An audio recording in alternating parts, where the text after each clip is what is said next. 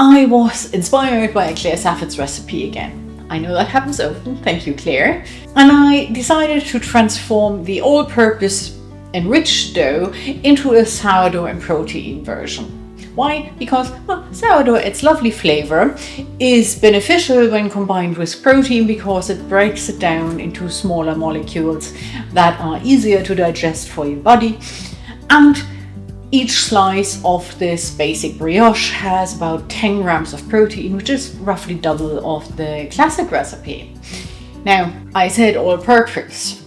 So today we're going over the brioche basic version, which is fluffy and buttery and soft and stays soft for days thanks to the tanzhong method. In the next few weeks, I then show you how to make burger buns, a garlic cheese pull-apart bread, which is so good you'll make it over and over, and a German-inspired marzipan wreath, which we often serve around Easter. Now, shall we make it?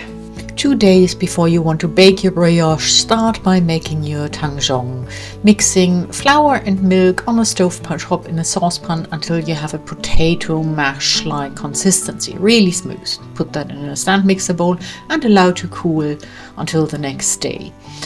Then add your eggs, Greek yogurt, protein powder, sugar and oil to a blender and blend it until smooth. Add your really active sourdough starter to that and give it a brief mix. This means it is all smooth and incorporated. To your tanzhong, add the flour and salt and the protein mix, and then you need a stand mixer because this will be a very sticky dough. Now you can do it by hand, but it'll take a while. Scrape down the sides in between. And when you have a shaggy dough, add your butter and knead until that is completely kneaded into and has melted into the dough.